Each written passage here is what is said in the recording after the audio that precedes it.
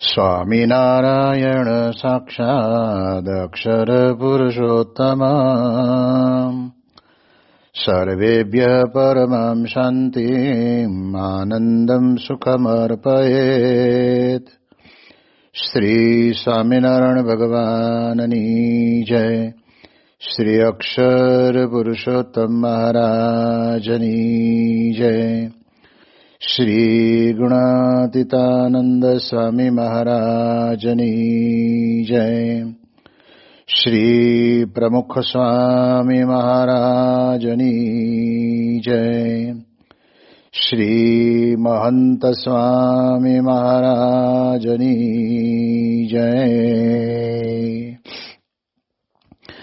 પ્રગટ ગુરુ હરિ પરમ પૂજ્ય મહંત સ્વામી મહારાજની આજ્ઞા અને આશીર્વાદથી આપણે બધાએ ધનુર્માસ અંતર્ગત નિત્ય પ્રાતઃ કથાનો લાભ લઈ રહ્યા છીએ. આજે આપણા માટે જાન્યુઆરી મહિનાની 12મી તારીખ અને શુક્રવારનો મહાપવિત્ર દિવસ છે અને 1023મી સભા થાય છે અને કહત હૈ સહજાનંદ એ વિષય ઉપર 774મો દિવસ થાય છે.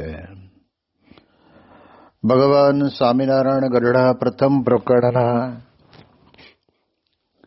52ના વચનામૃતની અંદર આપણને ભગવાનના સ્વરૂપને કેવું સમજવું, કેવી રીતે સમજવું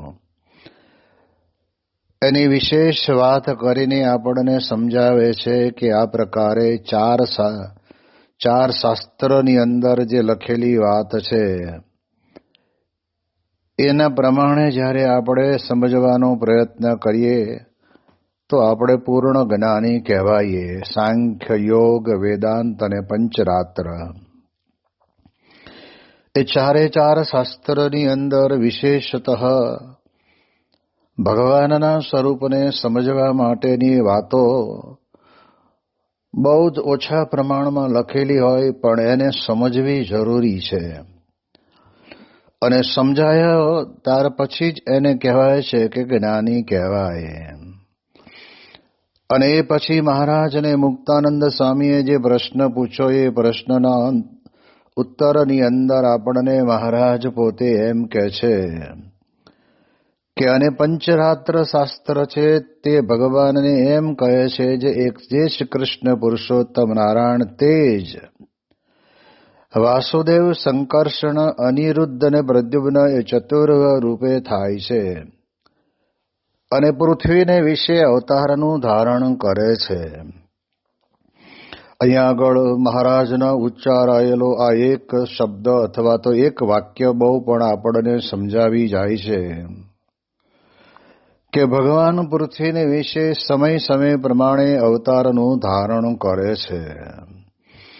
જ્યારે ઘણા બધાના જીવનની અંદર એવી ટૂંકી અજ્ઞાનતાના કારણે કરીને એવું સમજી બેઠા હોય છે કે ભગવાન આલોકની અંદર આવે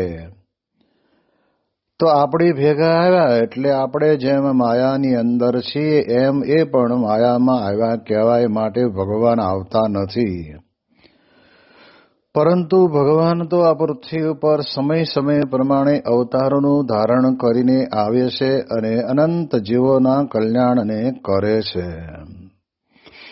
એ વાત આપણને મહારાજ આ વચનામૃતની અંદર આ ચાર શાસ્ત્રના પ્રમાણની સાથે આપણને જેને કહે છે કે પૂર્ણ જ્ઞાન થયું છે એના માટે આ વાત સમજાવે છે.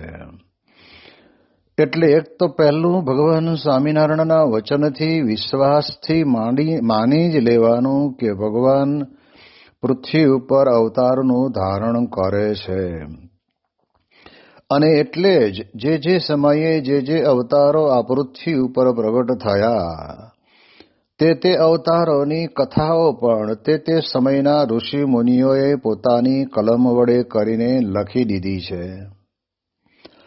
અને આપણે ત્યાં એવું કહેવાય છે કે એ લખેલી કથાની અંદર આપણે પૂર્ણપણે વિશ્વાસ રાખીને અવતારનું ધારણ કરીને આપણી વચ્ચે આપણા જેવા બનીને રહે છે એને વિશ્વાસથી માનવાનું.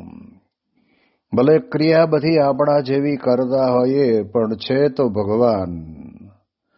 જેમ સારંગપુરનો એક પ્રસંગ છે ને કે મહારાજ મોટી વાડીએ પોતે બિરાજમાન હતા અને ત્યાં મહારાજે નક્કી કર્યું કે આજે બધા હરિભક્તો પણ અહીંયા આગળ ઠાકોરજીનો થાળ જમે. એટલે મહારાજ કે હું બાટી બનાવું અને આ બાજુ બાજરાના રોટલા અને રીંગણાનું શાક ને બધું બને એટલે બધા જમે. અને ત્યારે તે વખતના સમયની અંદર કોઈ હરિભગત ભગવાન સ્વામિનારાયણ માટે એક સુરવાળ અને એક જામો લઈને કોઈ આવ્યા હશે અને ત્યારે તે વખતે હરિભક્તને મનમાં એમ કે મારા આ વસ્ત્રો છે એ ભગવાન અંગીકાર કરે. એટલે સુરા બાપુને બધા બેઠેલા હતા અને તે વખતે મહારાજ પોતે સુરવાળ પહેરવા માટે 2 પૈસાની અંદર એક પગ નાખવાનો હોય અને એને બદલે મહારાજ એક જ પૈસામાં 2 પગ નાખવા માંડ્યા. જ્યારે આવું ચરિત્ર કરે ને ત્યારે આપણને ગમે તે વ્યક્તિ હોય તો મનની અંદર બોલે કદાચ નહીં પણ મનમાં શંકા તો રહે કે મારું આમ કેમ ભગવાન માનવા. કોઈ ગાંડો માણસ હોય ને તોય કપડાં પહેરવામાં તો માળો આપણા કરતા પણ આપણને આંટી દે એવા પહેરે. જ્યારે મહારાજ પોતે એક પગની અંદર એક સુરવાળની અંદર 2 પગ નાખે છે ને ત્યારે સુરા બાપુએ કીધું કે મહારાજ આ એક પગમાં એક નખાય ને તમે એકમાં 2 નાખો છો તો તમે કલ્યાણ કેવી રીતે કરશો? કપડાં પહેરવાનું પણ તમને સમજણ નથી, જ્ઞાન નથી. ત્યારે મહારાજ પોતે એકદમ આનંદની અંદર આવીને મહારાજે પોતે ચપટી મારીને કહ્યું કે બાપુ કલ્યાણ તો આમ કરશું. પણ ભગવાન મનુષ્ય જેવા થઈને આવે છે ત્યારે માનુષી લીલા કરે અને એવી લીલાની અંદર જ વ્યક્તિને પોતાના જીવનની અંદર ભગવાનની મૂર્તિ અંતરની અંદર ઉતરી જાય. કોઈક જગ્યાએની વાત છે, મને એવો પ્રસંગ થોડીક ખ્યાલ આવે છે. તો મહારાજ પોતે જમતા હતા. આમ તો મહારાજ પોતે નખ જમણા હતા પણ જમતી વખતે તે વખતના હાથની અંદર દાળ ને લાડુ લીધો હોય, એ દાળના રેલા કોણીએ ચાલ્યા જતા હોય અને કોણીએથી મહારાજ પોતે દાળને ચાટતા હોય. આવું કંઈક આપણે સાંભળ્યું છે. તો એવું જોઈને પણ લોકોને લાગે કે મહારાજે પણ ખરા છે ને ખાતાય આવડતું નથી એવું આપણને દેખાય. પણ આ બધા ચરિત્રો એટલા માટે કરે કે આવી રીતની મૂર્તિ એ પ્રમાણે દાળને કોણીએ સુધી ગયેલી હોય ને એને જીભ વડે કરીને ચાટે એવી મૂર્તિ ભક્તોના અંતરની અંદર ઉતરી જાય. બાકી શંખ ચક્ર ગદા પદ્મ ધારણ કરેલા ચતુર્ભુજ કે દ્વિભુજ પોતે એવા એમના દેદીપ્યમાન મૂળ સ્વરૂપને વિશે બિરાજમાન છે. એમાં આપણને થોડું ઘણો મનની અંદર એમ રહ્યા કરે ત્યાં આપણી મનની વૃત્તિ ચોટે ને આ બધું યાદ રહે ને એના કારણે કરીને ભગવાન આપણને યાદ આવે. એટલે એટલા માટે થઈને મહારાજ કોઈ કચ્છભુજના ગામડાની અંદર ગયા હતા અને તે વખતે એક હરિભગતે કહેલું કે આવો આવો બધા આવો, અમારા ગામની અંદર આજે ભગવાન આવ્યા છે. ગામની અંદર તો આપણે જાણીએ છીએ એ પ્રમાણે ભગવાનના નામનો શબ્દ પડે એટલે બધા તો બહુ શ્રદ્ધાળુ હોય અને ભગવાનની ભક્તિ કરવા વાળા હોય. એટલે એમ ચાલો ચાલો ભગવાન પ્રગટ આપણને દર્શન દેવાના હોય તો મહારાજ તો પરમહંસોની સાથે આવતા હતા પણ ત્યાં આગળ 12 મહિના માટે જેને કહેવાય ને કે ઢોર ઢાંખરને ખવડાવવા માટે એ જુવારને ઘાસની ગંજી મારેલી હતી એના ઉપર મહારાજ જઈને બેસી ગયા. હવે ભગવાન આવવાના હોય તો ભગવાનનો ભક્ત પોતાના ઘરને આંગણે સરસ મજાનો ઢોલિયો પાથરે, ગાડલું પાથરે, ચાદર ગાલીચા પાથરે, આ બધું કરે. ઢોલ વગાડીને ભગવાન આવે છે એનું સ્વાગત કરે છે. પણ મહારાજ એવી લીલા કરી કે ઉપર બેસી ગયા અને મહારાજ કે અમને ભૂખ લાગી છે, કંઈક લાવો. તો મને યાદ છે ત્યાં સુધી ભગવાને તે વખતે કંઈક ફળાદી મગાવ્યું અને ભગવાન જમવા લાગ્યા. આવું ચરિત્ર જ્યારે કરે છે ત્યારે આપણે સમજવાનું કે એ ચરિત્ર માનવ સહજની માનવતાની અંદર મનુષ્યને પોતાના જીવનમાં યાદ રહી જાય. જ્યાં તત્વની વાતો આવીને ઊભી રહે, 24મા તત્વ અને 25મા તત્વ અને એ બધી જે વાતો મહારાજે કરી છે એવી વાતો યાદ રહે નહીં. એટલે એના કારણે કરીને મહારાજ ઘણા બધા મહારાજે આવા ચરિત્રો કર્યા છે અને એ ચરિત્રના કારણે કરીને ઘણા બધા ભક્તોને અંતરની અંદર એ પ્રસંગ યાદ રહે એટલે તરત જ મને ભગવાન સ્વામિનારાયણની મૂર્તિ યાદ આવે. ચરિત્ર ગમે તે કરતા હોય તો શું એમાં ભગવાનનું બદલાઈ થોડા જાય છે? ભગવાન એ ભગવાન છે. એ તો સાકરનું નાળિયેર છે, એમાં કોઈ ત્યાગ ભાગ હોય જ નહીં. આપણી વચ્ચે રહીને જે કંઈ ચરિત્ર કરે છે તે ચરિત્ર તો આપણા ચિત્તને અંતઃકરણની અંદર બરાબર એ ચિત્ત ભગવાનની મૂર્તિ સાથે લાગી જાય એટલા માટે જ હોય. અને એટલે જ અહીંયા આગળ મહારાજ આપણને સમજાવે છે કે મહારાજ કહે છે કે ભગવાન પોતે અવતાર ધારણ કરે છે એટલે પૂરેપૂરો વિશ્વાસ રાખવાનો. આપણને અત્યારે મનુષ્યનું શરીર મળ્યું છે, પણ માનો કે 5 પેઢી પછી પણ કોઈ પણ વ્યક્તિને મનુષ્યનું શરીર મળશે, કોઈ પણ આત્માને જીવને મનુષ્યનું શરીર મળશે, ત્યારે પણ આ જ શબ્દ છે એ એના માટે કામમાં આવશે. કયા? તો કે આવી રીતે પૃથ્વીને વિશે ભગવાન પોતે અવતારનું ધારણ કરે છે. તો અત્યારે છે તો તે વખતે ના હોય, તે વખતે પણ હોય. એટલે આપણે આપણા સમયની અંદર આ પૃથ્વી ઉપર ભગવાન પોતે એ કયા બીજા સ્વરૂપે પણ આ લોકની અંદર પ્રગટ તો રહે જ છે. અને આપણે જાણીએ છીએ કે જુદા જુદા દેવો, જુદા જુદા અવતારો, જુદા જુદા દેવતાઓ અને અવતારી પુરુષ બધાની અંદર આપણે જોઈએ છીએ કે જુદું જુદું સ્વરૂપ ધારણ કરીને આવ્યા છે. અને એ સ્વરૂપ જેને જેને મળ્યું, જેને જેમાં હેત થયું, એની અંદર એ માણસ એમાં એ ભક્ત તરીકે જોડાય છે. પણ આપણે એટલા ભાગ્યશાળી છીએ કે આપણને અક્ષરધામના અધિપતિ પૂર્ણ પુરુષોત્તમ નારાયણ ભગવાન સ્વામિનારાયણ પોતે આ લોકની અંદર પધાર્યા. અને આ લોકની અંદર પધાર્યા એટલે એમણે એક બહુ જ મોટું વિરાટ કાર્ય જો કોઈ કર્યું હોય તો તે વખતના સમયની અંદર અધર્મએ માજા મૂકેલી હતી. એ અધર્મનો વહેમ અને અવિશ્વાસની એ જે પ્રકારે ત્યાં ચારે સમાજની અંદર ચારે બાજુ એ નષ્ટ થવા પામ્યું હતું, ત્યારે ભગવાન સ્વામિનારાયણે ધર્મનું સ્થાપન કર્યું. નાવું ધોવું, પવિત્રપણે રહેવું, ભગવાનની સેવા પૂજા અર્ચન વંદનાદિ કરવા, ભગવાનના મંદિરે જવું, સંતનો સમાગમ કરવો, પોતાની આવકમાંથી 10મો 20મો ભાગ ભગવાનને અર્થે અર્પણ કરવો, પોતાના ઘરની અંદર બાળ બચ્ચાને સંસ્કાર આપવા, આ બધું જ ભગવાન સ્વામિનારાયણે કર્યું. એટલે એટલું બધું જબરજસ્ત કાર્ય થયું. પણ ભગવાન સ્વામિનારાયણ પોતે પોતાના હયાતની અંદર એમણે એક બહુ જ મોટું વિરાટ કાર્ય કર્યું હોય તો એ હતું કે એમણે એકાંતિક ધર્મનું સ્થાપન કર્યું. એકાંતિક ધર્મ વગર સ્વામી કહે છે કે કોઈ જીવનું મોક્ષ થવો મુશ્કેલ છે. એકાંતિક ધર્મના ધરતલ એવા સત્પુરુષને પૃથ્વી ઉપર સદાયને માટે એમણે મૂક્યા.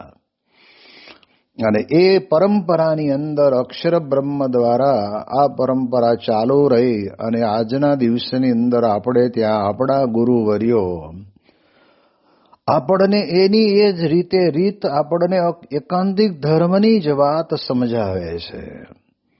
કારણ કે ધર્મ, જ્ઞાન, વૈરાગ અને મહાત્મ્ય સહિત એવી જે એકાંતિકી ભક્તિ જીવની અંદર જ્યાં સુધી દ્રઢ નથી થતી ત્યાં સુધી અંતઃકરણ એનું ચોખ્ખું થતું નથી. અને અંતરની અંદર રહેલી વાસના, અંતરની અંદર રહેલા વિચારો અનંત જન્મથી ચાલ્યા આવે છે.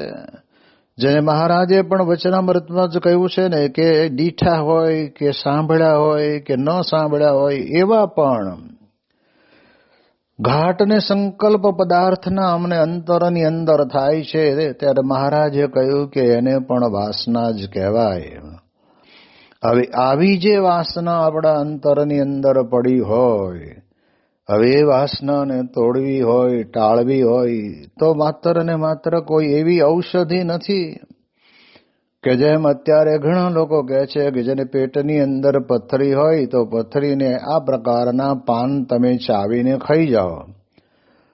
તો આયુર્વેદની દ્રષ્ટિએ એ વૃક્ષના પાનની અંદર એટલી બધી તાકાત હોય છે કે પથરી તમારી અંદર અંદર ઓગળી જાય અને કહેવાય છે કે પેશાબ દ્વારા બહાર નીકળી જાય.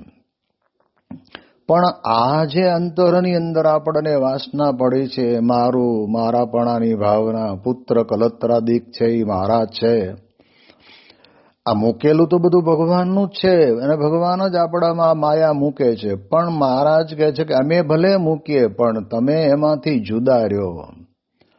અને એ જુદાપણું કરવા માટે થઈને એકાંતિક સંતનો સંગ કરવો પડે. અને જ્યારે ભગવાન પોતે પૃથ્વી ઉપર પ્રગટ થાય છે ત્યારે એમના એકાંતિક સત્પુરુષ દ્વારા પણ પૃથ્વી ઉપર પ્રગટ હોય છે. ત્યારે મહારાજ એવું કહે છે કે એને વિશે પછી 9 પ્રકારની ભક્તિ કરે અને તેનું કલ્યાણ થાય. ભક્તિનો માર્ગ પણ લીલો પલ્લવ ક્યારે રહે કે જેને અંતરની અંદર સાંગો પાંગ ભગવાનની ભક્તિ પળ પળ માત્રની અંદર પણ રહી હોય એવા સત્પુરુષ, એ યોગીજી મહારાજ કે શાસ્ત્રીજી મહારાજ કે પ્રમુખ સ્વામી મહારાજ, આપણે જાણીએ છીએ કે ભક્તિનું મૂર્તિમાન સ્વરૂપ જેમના જીવનની અંદર એટલી જબરજસ્ત અદ્ભુત ભક્તિ, જેમાં આપણે બધા જાણીએ છીએ કે પ્રસંગો તો બધા એકના એક વારંવાર કદાચ આવે, પણ આ જ્યારે વિષય નીકળ્યો છે ત્યારે આપણે કહીએ કે પ્રમુખ સ્વામી મહારાજ પોતે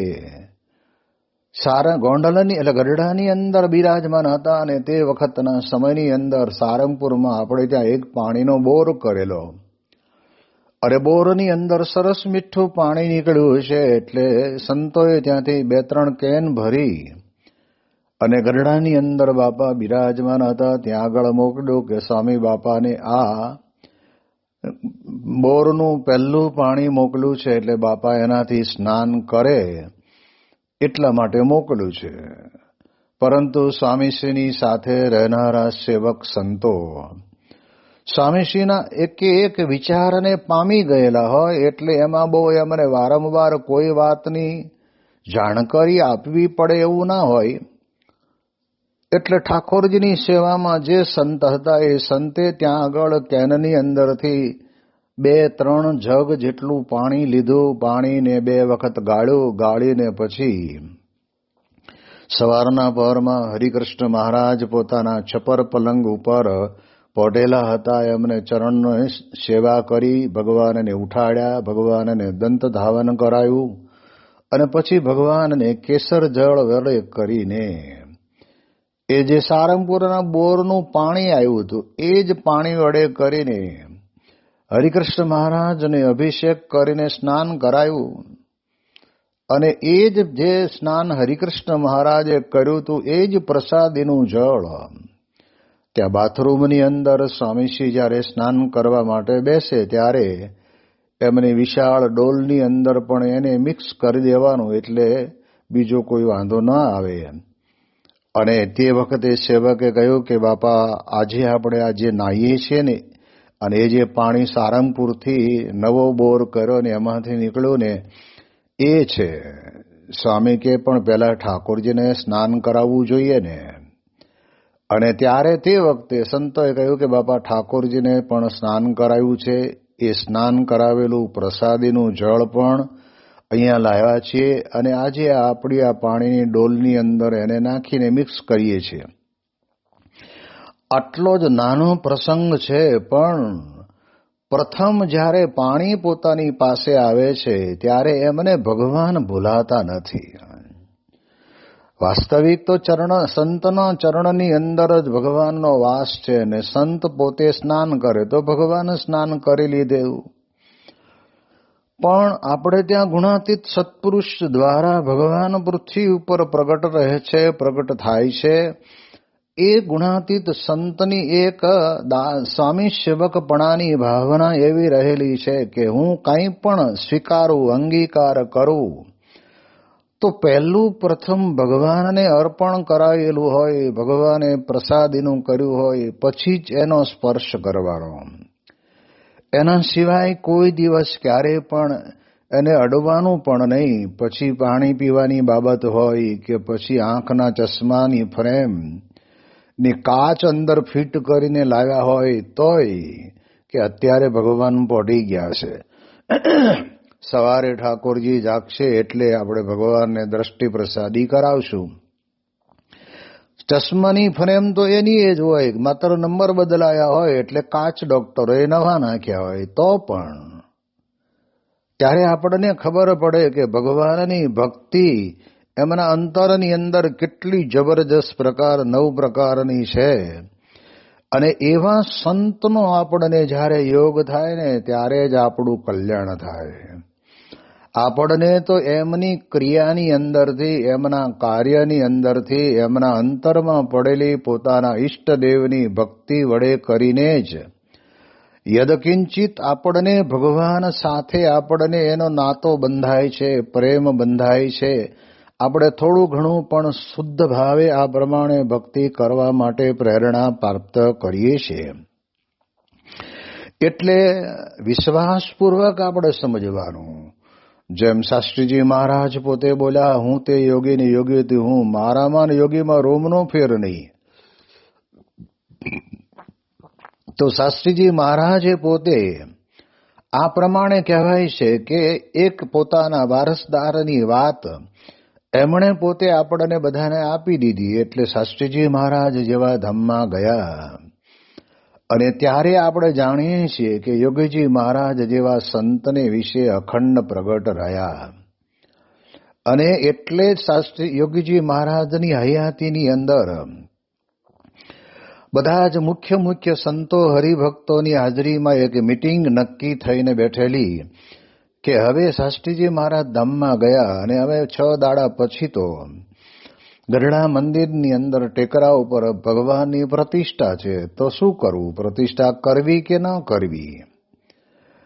એટલે લોકની દ્રષ્ટિએ લોકો પણ પોતપોતાની રીતે કે આમ સામાન્ય રીતે ગામમાં કોઈક માણસનું મૃત્યુ થયું હોય ને તોય એ આજુબાજુના 15 જણા પાડોશી હોય ને એ સારું મિષ્ટાન ભોજન બનાવીને જમી ન શકે એટલો શોક હોય.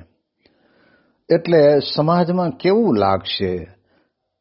શાસ્ત્રીજી મહારાજ તો ધામમાં પધાર્યા છે ને આપણે પ્રતિષ્ઠા કરીએ તો કેવું લાગે, એમ બધાના મનની અંદર થોડું ઘણું થતું હતું. અને ત્યારે તે વખતે મોહનલાલ મૂચીચંદ શેઠ અને અકાબાપુ ને બધા બેઠા હતા અને એમણે કહ્યું કે આપણે બધા કંઈ નિર્ણય લઈ નક્કી કરીએ એના કરતા આપણને શાસ્ત્રીજી મહારાજ કહીને ગયા છે કે જોગી તે હું ને હું તે જોગી, તો આપણે જોગી મહારાજને પૂછો ને. અને ત્યારે યોગીજી મહારાજને પૂછ્યું કે બાપા શું કરવું, પ્રતિષ્ઠા કરવી કે ના કરવી કે બંધ રાખવી? અને ત્યારે યોગી મહારાજ એક વાક્ય એવું બોલ્યા, શાસ્ત્રીજી મહારાજ ક્યાં ગયા છે? આ સત્સંગની વિશે સદાય પ્રગટ છે. અને ત્યારે બધાને એમ થયું કે આ યોગીજી મહારાજ આ બોલે છે એટલે એમનામાં પ્રગટ છે. અને પ્રગટ છે તો એના એ જ શાસ્ત્રીજી મહારાજ મળે, જોગી મહારાજનું નામ બદલીને પ્રતિષ્ઠા તો એ જ કરવાના છે. અને પછી બધાને એમ એક મનની અંદર એક નક્કી થયું કે બસ હવે શાસ્ત્રી મહારાજ ગયા નથી, યોગી બાપા પોતે પ્રતિષ્ઠાને આરતી કરશે. આમ તો શાસ્ત્રીજી મહારાજે પોતે એ ભાંગતી તબિયતે પણ મૂર્તિઓનું સ્નાનાદિક વિધિ અને મૂર્તિઓનું પૂજન આદિક તો કરી જ દીધેલું. પણ પછી બોલીને ગયેલા કે હવે અધૂરું કામ જોગી, આરતી ઉતારવાનું કામ જોગી કરશે. ત્યારે આપણે આ એમના વચનની અંદર જે વિશ્વાસ રાખવાનો છે અને એ વિશ્વાસના કારણે કરીને આપણે આપણા જીવનની અંદર આપણે ખરેખર આધ્યાત્મિક માર્ગની અંદર નવધા ભક્તિની અંદર પણ આપણે બધા જોડાઈએ છીએ. અને એટલે જ આજે પ્રમુખ સ્વામી મહારાજે 1200-1300 મંદિરો કર્યા. એ મંદિરોની અંદર પણ જેવું નાનું મંડળ, જેવું નાનું મોટું મંડળ, જે પ્રકારની મંદિર, મૂર્તિઓ, બધાય ભગવાનના સ્વરૂપ તો એક સરખા જ છે. કદાચ મૂર્તિઓની ઊંચાઈ નીચાઈ નાની મોટી હોય, પણ સ્વરૂપ તો ભગવાન સ્વામિનારાયણનું છે અને અક્ષર બ્રહ્મ ગુણાતીત ગુરુવર્યો જ છે. એટલે ત્યાં આગળ પણ એવા જ ઉત્સવો આપણે જાણીએ એ પ્રમાણે થતા રહ્યા છે અને થાય છે. એને એવી ભક્તિ જબરજસ્ત જામે છે. તો આજે આપણે સત્સંગની અંદર જોઈએ છીએ, જ્યાં જ્યાં મંદિરો થયા છે ત્યાં ત્યાં નવધા ભક્તિનું જબરજસ્ત પ્રમાણની અંદર બધા જ ભક્તિ પોતપોતાની શક્તિ પ્રમાણે કરતા હોય છે. એટલે મહારાજ અહીંયા આપણને એવું કહેવા માંગે છે કે જ્યારે પૃથ્વી ઉપર મનુષ્યનું શરીર આપણને મળે છે ત્યારે તે વખતના સમયની અંદર ભગવાન પોતે સમય પ્રમાણે પ્રગટ થાય છે, પ્રગટ રહે છે, અવતાર ધારણ કરે છે. અને ધારણ કરે છે ત્યારે એને અંતરની અંદર નવધા ભક્તિ પ્રગટી આવે છે. અને નવધા ભક્તિ જ્યારે પ્રગટી આવે છે ત્યારે એનું કલ્યાણ થાય છે. એટલે ચાર શાસ્ત્રે કરીને જાણવાની બાબતની અંદર આપણે તો એટલું જ સમજવાનું કે ચારે ચાર શાસ્ત્રનો સાર આપણને એટલો બતાવે છે કે સમય પ્રમાણે ભગવાન અને ભગવાનના સંત પૃથ્વી ઉપર હંમેશને માટે પ્રગટ રહેતા હોય છે. અને એ પ્રગટ ભગવાન અને પ્રગટ સંતની સાથે આપણે એવી રીતે જેને કહેવાય ને કે આત્મબુદ્ધિ વડે કરીને જોડાયેલા રહીએ તો આપણા જીવનની અંદર આપણને ખરેખર અંતરની અંદર પ્રતીતિ આવે કે મારું જરૂર કલ્યાણ થઈ રહ્યું છે. આવી રીતે ચાર શાસ્ત્ર ભગવાનને કહે છે. મૂળ મુદ્દો આપણે તો બહુ એ વેદાંતની અંદર કે સાંખ્ય શાસ્ત્રની અંદર એમાં આપણે બહુ જાણતા નથી અને ઊંડા ઉતરતા પણ નથી. પણ મહારાજ આપણને સરળતા કરી આપે છે. મહારાજ કે ચારે ચાર શાસ્ત્રનો સાર આટલો કે ભગવાન પોતે સમય પ્રમાણે આ પૃથ્વી ઉપર પ્રગટ થાય છે. એનામાં આપણે વિશ્વાસ રાખવાનો. એવું નહીં વિચારવાનું કે ભાઈ અમે અત્યારે છીએ ત્યારે અમને આવા પ્રગટ સત્પુરુષ મળ્યા છે, પણ ભવિષ્યની અંદર અમારી 2-3 પેઢી પછી કદાચ એને મળશે કે નહીં મળે, એવું બને નહીં. કારણ કે કલ્યાણની જવાબદારી ભગવાને એક પરમ એકાંતિક સંતને સોંપી છે. ભગવાન એવા પરમ એકાંતિક સંતને પૃથ્વી ઉપર હંમેશને માટે મોકલતા જ રહ્યા છે. અને એટલે જ વિશ્વની અંદર આજે આપણે જોઈએ એટલો બધો વિશાળ સત્સંગનો વ્યાપ થયો છે કે દરેક હરિભક્ત પોતપોતાના ઘરની અંદર પોતાને ત્યાં ઘર સભા કરે, પોતાના ઘર મંદિરની અંદર. અને એમાંય તમે અમેરિકાની અંદર જોવા જાઓ તો એટલા બધા હરિભક્તોના ઘરોની અંદર ઘર મંદિર પણ હરિમંદિરને આંટી દે એવા. કોઈને ત્યાં માર્બલના સિંહાસન, તો કોઈને ત્યાં કાષ્ટના સિંહાસન, કોઈને ત્યાં કાષ્ટની કોતરણી કરેલા સિંહાસન ઉપર સોનાથી મઢેલા સિંહાસન, એમાં એ સાક્ષાત અક્ષરે સહિત પુરુષોત્તમ નારાયણ પોતે બિરાજમાન હોય. અને જેવો વૈષ્ણવ ભક્તોના ઘરની અંદર થાળ, આરતી, ભક્તિ, સેવા, ફૂલ ધરાવા, હાર ધરાવા, ભગવાનને જગાડવા, ભગવાનને પઢાડવા, એ બધું થતું હોય છે. એનું કારણ શું? તો એનું કારણ એ છે કે જ્યારે આવા સત્પુરુષ પૃથ્વી ઉપર પ્રગટ વિચરે છે અને એ પોતે એવી રીતે ભગવાનની એકાંતિકી ભક્તિ કરે છે અને એમાંથી જ એને મુમુક્ષુના અંતરની અંદર એનો પ્રતિબંધ 100% પડે. જેમ ઘણી વખત નથી કહેતા કે તમે જેમ કરો એમ છોકરાઓ કરે. પછી જે પ્રકારે વ્યસન કરતા હોય તો વ્યસન છોકરાઓ કરે, પણ ખાનગીમાં કરે, પછી જાહેરમાં કરે, ને પછી ભેગા બેહીન કરતા થઈ જાય. પછી કાંઈ બોલી હકાય નહીં, મોટા થયા એટલે શું કરો. પણ અહીંયા તો સત્પુરુષના દર્શન કરનારા નાના બાળકો સવારના પહોરમાં 5:30 વાગે નાહી ધોઈ પૂજા પાઠ કરીને પોતાના સ્થાને એ જે કંઈ સ્વામીની વાતો બોલવાની હોય કે સત્સંગ દીક્ષા ગ્રંથના શ્લોક બોલવાના હોય અને કડકડાટ ગોખીને આવી ગયા હોય અને હજારો માણસની મેદની વચ્ચે બોલે, તો આ આપણને સ્પષ્ટ દેખાય છે કે સત્પુરુષ દ્વારા ભગવાન પૃથ્વી ઉપર પ્રગટ છે અને એને કારણે કરીને જ આ પ્રકારનું થાય છે. તો આપણે બધાએ વિચાર કરવાનો. મહારાજ એમ જ કહે છે કે આ રીતે 4 શાસ્ત્રો ભગવાનને કહે છે. એની વિશેષ વાતો આપણે આવતીકાલે કરીશું. શ્રી સ્વામિનારાયણ ભગવાનની જય.